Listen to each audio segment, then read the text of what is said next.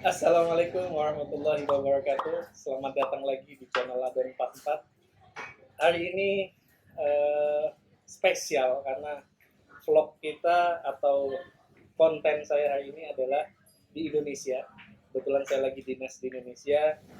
Di samping kanan kiri saya sekarang ada sahabat-sahabat saya yang aktif berkontribusi dan mengabdi untuk membantu sahabat-sahabat atau adik-adik kita generasi bangsa yang ingin meneruskan kuliah ke Universitas Al-Azhar Mesir. Di sebelah kanan saya ada Mas Rudi Hazinoto dan di sebelah kiri saya ada Mas atau Ilah.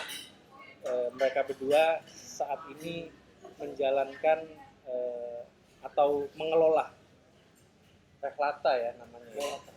Apa nanti detailnya biar mereka yang menjelaskan. Dulu saya sempat apa berperan aktif bersama dengan mereka, tapi karena setelah saya masuk Kemlu mereka memilih jalan yang sama dan saya berkontribusi di tempat lain, sehingga kesempatan baik ini akan saya manfaatkan untuk menggali informasi khususnya buat teman-teman semua yang memiliki keinginan atau memiliki cita-cita untuk berkuliah atau menempuh pendidikan di Universitas Al-Azhar. Sebelumnya kita kenalan dulu nih. Silakan Mas Rudi mau memperkenalkan diri mungkin. Assalamualaikum warahmatullahi wabarakatuh. Waalaikumsalam. Nama saya Rudi Hazinoto. Saya juniornya Pak Adon. Saya alumni Al-Azhar. Kemudian saya asalnya Palembang dan sekarang mengkoyak visanya di Ciputat. Koyat bisa.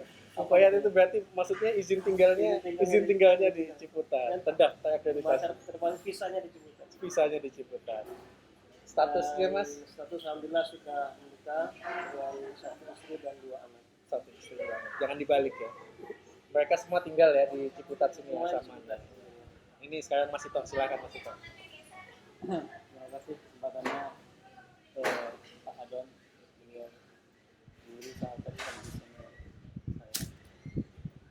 Nama saya Ito Atilah, asal dari Palembang, dari pesantren Teguran, kemudian melanjutkan ke Al-Azhar dan sekarang tinggal juga sama di sekitar kawasan kota pelajarnya Selatan Jakarta, bukan Jakarta Selatan, tapi Selatan Jakarta. Iya, sama seperti Mas Budi, kami proyeknya juga di Ciputat, beranak tinggal di Ciputat. Anaknya udah berapa Mas? Anaknya 3. Masya Allah.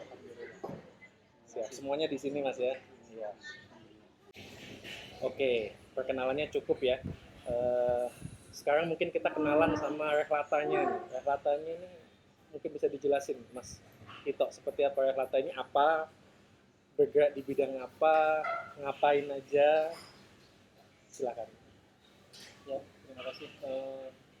Reklata berdiri tahun 2014, diinisiasi oleh para alumni Al-Azhar dan beberapa dari negara lain di tengah yang bergerak ya tentu di bidang belajar, konsultasi atau persiapan bagi adik-adik yang melanjutkan pendidikan ke Timur Tengah, khususnya Al-Azhar dan beberapa kampus lain yang di luar negeri. Kemudian pada perjalanannya ya, karena minat orang muslim yang mau belajar, banyak juga yang mau jalan-jalan wisata, maka kita juga memfasilitasi berbagai laboratorium. Artinya di situ ada satu divisi bergerak di bidang konsultan pendidikan, kemudian satu lagi yang lain di bidang pariwisata, termasuk penyelenggaraan umroh. Alhamdulillah sudah berjalan kurang lebih 6-7 tahun saat ini. Untuk yang Al-Azhar sendiri, data terakhir yang masuk ke kami yang sudah kami berangkatkan kurang lebih 390 orang, dan yang belum berapa lagi? Belum ya 150-an. Berarti udah bentar lagi menyentuh angka 1000 ya. Sama kayak subscriber. Sama kayak subscriber. Siap. Berarti fokusnya sebenarnya di pendidikan, di konsultasi pendidikan, bantu pemberangkatan ke Timur Tengah, tapi juga wisata. Ada sektor wisatanya juga. Ini kalau yang di sektor wisatanya nih Pak Ubi, berarti selama pandemi ini ngefek ya? Pandemi ini terimbas ya. ya tentu semua travel agent berdampak dengan adanya COVID ini. Terhitung sejak akhir Februari ketika ditutupnya umroh atau pelayanan umroh dari Arab Saudi, ya kebanyakan travel termasuk Rehlata juga istirahat. Istirahat di tempat. Istirahat ini artinya kita tertidur sebentar, mudah-mudahan bangun seger lagi nanti. Amin. Kalau dari sisi pemberangkatan mahasiswa, biasanya tahun-tahun sebelumnya itu ada seleksi yang diadakan oleh Kementerian Agama. Nah, dengan adanya pandemi ini, seleksi yang harusnya diadakan oleh Kementerian Agama pada bulan Juni atau Juli ya ditiadakan. Kemudian ya semua banyak mahasiswa baru atau calon mahasiswa baru yang menanti itu sebenarnya. Oke, makasih Mas Rudi, Mas Ito. Yang mau saya tanyakan selanjutnya nih, khusus atau spesifik ke tema kita kali ini, kalau ada penonton Adon 44 atau siapapun yang kepingin kuliah ke Al-Azhar, ingin melanjutkan studi di Universitas Al-Azhar, seperti apa? Boleh diceritakan dengan rinci nggak? Siapa? Mau duluan? Monggo. Monggo. Sitok dulu. Ya, terima kasih. Yang pertama yang perlu diketahui oleh sahabat-sahabat ya ada 44 adalah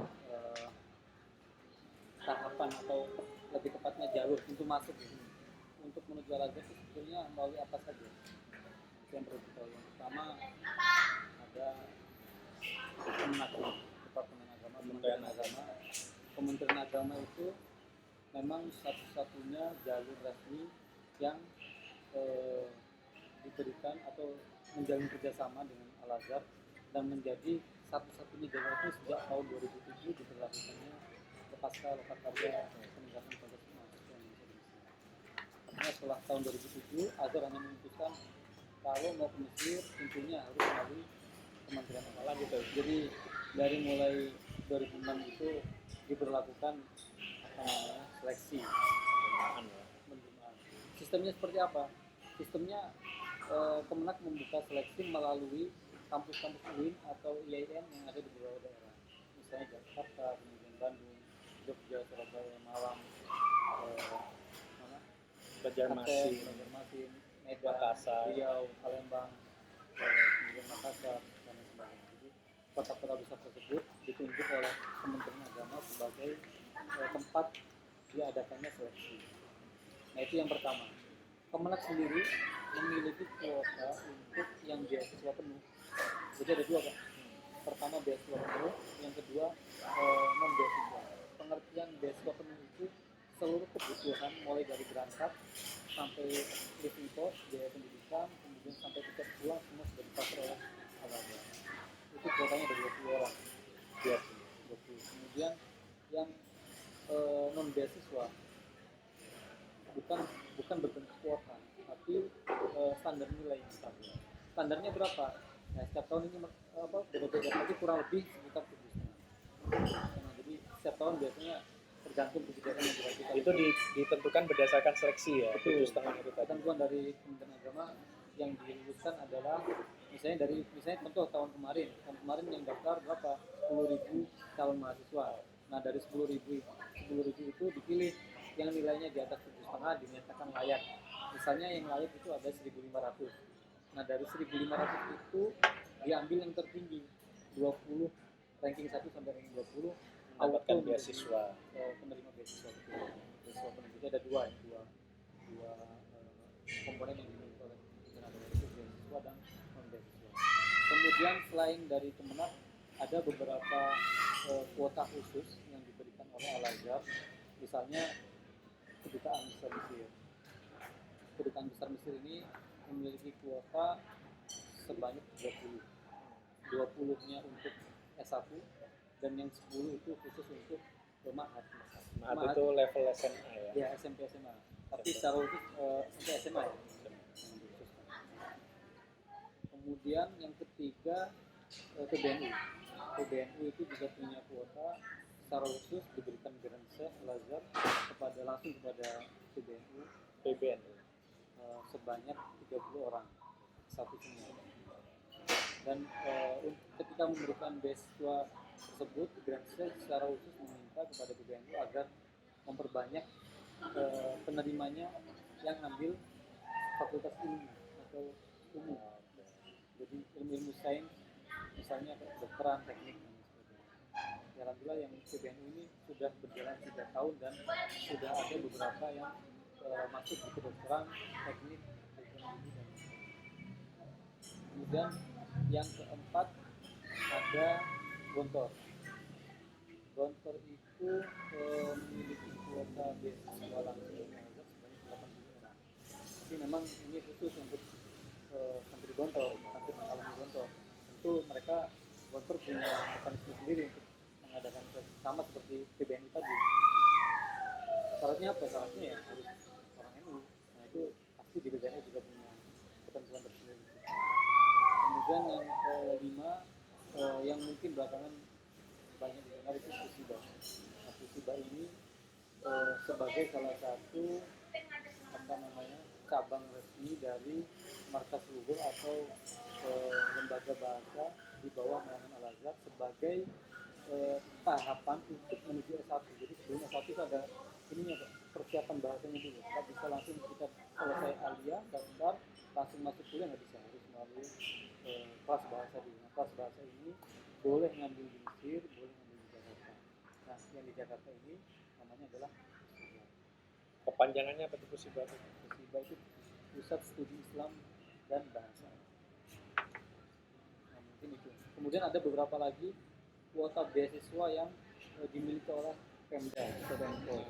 Tapi ya. ada, tapi kalau itu kan tergantung masing-masing Pemprovnya. Ada yang terbuka, tapi ini bukan dari Al-Azhar, anggaran dari Pemprov yang memberikan memang di provinsi. Misalnya Jawa Timur punya kuota 30 orang untuk santri yang berangkat ke Al-Azhar yang berKTP Jawa Timur. Kemudian provinsi lain juga ada beberapa, misalnya Aceh sifatnya bantuan tahunan, atau daerah lain ada Lombok bantuan tahunan dan lain sebagainya. Oh, satu lagi, kemudian ada lagi PBSB, bukan PSBB ya. PBSB itu apa namanya? Santri berprestasi. T-nya apa? Program. Ya pokoknya itu beasiswa santri berprestasi lah, PBSB. Ya, yang punya sama Kemenak juga, kuotanya 30 juga ya, kuotanya 30 juga. Tapi ini beda direktorat dengan yang program tadi yang saya sebutkan di awal. Ini masih baru berjalan di tahun kemarin dan tahun ini belum ada proses penangkapan. Jadi dulu mungkin di zamannya Pak Adon dan zaman saya juga dulu ketika mau ke Al-Azhar ikut seleksi, saya dulu ikut seleksi tahun 2006, saya kemudian berangkat juga di tahun 2006. Ketika lulus seleksi diterima berangkat ke Mesir itu bisa langsung masuk ke universitas, jadi bisa langsung sebagai mahasiswa. Tapi kemudian mulai tahun 2011 itu Al-Azhar ada kebijakan baru, yaitu sebelum mereka masuk ke universitas harus ada kelas persiapan bahasa terlebih dahulu. Jadi tahapannya lulus dari seleksi Kemenak atau beberapa jalur beasiswa tadi, berangkat ke Mesir. Nah, mereka tidak bisa langsung menjadi mahasiswa, tapi akan ada tes lagi penentuan level bahasanya. Dan kemudian di Mesir itu dinamakan daurah lugha. Itu ditentukan dengan levelnya. Jadi di daurah lugha itu ada 7 level. Dari level rendah sampai mutamayyiz atau mahir. Nah, ketika sampai si calon mahasiswa ini akan dites, akan dapat level yang berapa, dari ada level 1 sampai 7. Misalnya ada kemahiran bahasa di level 3 misalnya, nah, maka dia starting belajarnya di level 3 sampai ke level 7. Nah, itu berjalan di Mesir sampai tahun berapa ini? 2018. Oke. Jadi 19. Nah, sebelumnya daurah lugha ini wajib ditempuh oleh calon mahasiswa di Mesir. Jadi mereka dari Indonesia lulus seleksi, berangkat ke Mesir, kemudian ikut persiapan bahasa daurah lugha dulu sesuai levelnya tadi, per level itu kalau di Mesir 1,5 bulan. Jadi setelah mereka menyelesaikan level itu, baru kemudian di tahun berikutnya baru bisa mengikuti perkuliahan. Nah kemudian di tahun 2019 dibukalah namanya Pusiba, Pusat Studi Islam dan Bahasa Arab, dan ini menjadi cabang resmi dari Daurah Lughah yang ada di Mesir, markas Lughah yang ada di Mesir, dibuka di Jakarta, lebih tepatnya sih di Bekasi, di Jatiwaringin. Dan ini adalah sebagai lembaga persiapan bahasa bagi yang ingin berangkat ke Mesir. Dan bedanya adalah yang mengikuti daurah lughah di Mesir itu mereka harus melalui seleksi terlebih dahulu. Jadi dia tidak bisa semerta-merta berangkat ke Mesir ikut daurah lughah kemudian kalah, dan nggak bisa. Nah, sedangkan Pusiba mereka tanpa seleksi. Jadi silahkan daftar Pusiba, ikut tahdid mustawa atau penentuan level bahasanya dia, ikutin kursusnya, selesai kursus dapat syahada atau dapat sertifikat dari markas lughah di Mesir, kemudian berangkat ke Mesir dan bisa langsung kuliah. Nah, mungkin itu yang bisa saya tambahkan. Berarti memang tahapan-tahapannya udah jauh berbeda ya. Jangankan dibandingkan dengan kita di 2000-an itu. Dengan yang waktu kita masih aktif di 2011-an itu aja udah beda berarti. Berarti kan dulu sama sekarang jauh banget nih bedanya nih ya. Mungkin yang perlu kita perjelas juga informasinya, bisa dijelaskan nggak apa bedanya markas lughah yang ada di Kairo dan apa bedanya dengan Pusiba yang ada di Indonesia? Ya, bedanya yang pertama, bagi yang ingin belajar daurah lughah di Mesir itu pertama dia harus seleksi terlebih dahulu. Sedangkan Pusiba tidak. Jadi dia itu tadi, kalau Pusiba dia tinggal ikut tes levelnya, kemudian bisa langsung ikut kelas, selesai langsung berangkat ke Mesir dan kuliah. Mas Ruby, berarti saya perjelas, maksudnya nggak perlu ikut seleksi atau tes itu artinya, saya perjelas nih Mas ya, berarti kalau dulu dia harus ke markas lughah di Mesir, itu artinya dia harus melalui tahapan seleksi oleh Kementerian Agama Dan dulu. harus lulus dulu. Di situ harus lulus dulu, berangkat, kemudian di sana ditentukan levelnya oleh markas lughah di Kairo, baru dia masuk kelas sampai ke level yang ditentukan itu. Kalau Pusiba, berarti dia daftar di sini, mengikuti seleksi, mengikuti penetapan level di sini, ditentukan level berapa, kemudian dia mengikuti kelasnya, dapat sertifikat atau ijazahnya, bisa langsung daftar ke Mesir tanpa mengikuti seleksi Kementerian Agama, gitu ya? Oke, clear. Perbedaan kedua, Mas, apa lagi? Perbedaan yang selanjutnya adalah pembiayaan.